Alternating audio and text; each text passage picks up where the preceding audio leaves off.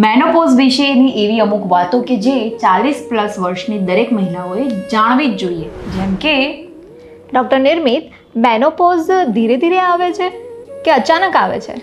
મોટાભાગની સ્ત્રીઓમાં મેનોપોઝ અચાનકથી આવતું નથી. તેના પહેલાં પેરીમેનોપોઝનો તબક્કો આવે છે, જેમાં પીરિયડ ઇરેગ્યુલર થાય છે અને ધીરે ધીરે મેનોપોઝના લક્ષણો દેખાવા માંડે છે.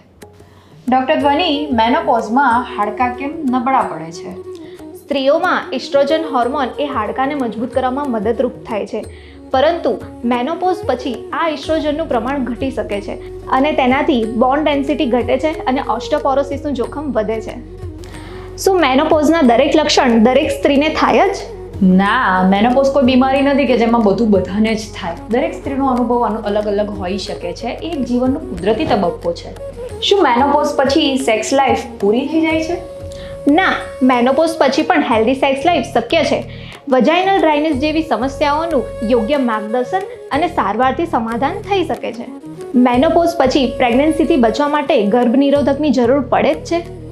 ના, પેરીમેનોપોઝ દરમિયાન જરૂરત પડી શકે છે, પરંતુ એકવાર મેનોપોઝ કન્ફર્મ થયા પછી પ્રેગ્નન્સી રહેવાના ચાન્સીસ રહેતા નથી.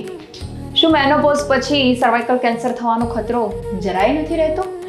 ના, ખતરો નથી રહેતો, પણ મેનોપોઝ પછી રેગ્યુલર ગાયનેક ચેકઅપ અને જરૂર મુજબ પેપ સ્મિયર કરાવવું જરૂરી છે. શું ગર્ભાશય કાઢી નાખ્યા પછી પણ મેનોપોઝના લક્ષણો આવે? જો ફક્ત ગર્ભાશય નીકાળેલ હોય અને અંડાશય યથાવત હોય તો મેનોપોઝ તેની કુદરતી ઉંમરે જ આવે છે, પરંતુ જો અંડાશય પણ કાઢી નાખેલ હોય તો સર્જિકલ મેનોપોઝ તરત જ આવી શકે છે. શું મેનોપોઝ પછી બ્લીડિંગ આવે તો તે હંમેશા કેન્સર જ હોય?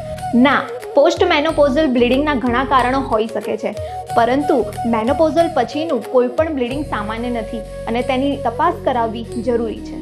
મેનોપોઝ એ જીવનનો અંત નથી, પરંતુ જીવનના એક નવા અધ્યાયની શરૂઆત છે. જેટલી વધુ જાણકારી એટલી વધુ તૈયારી. જય શ્રી કૃષ્ણ.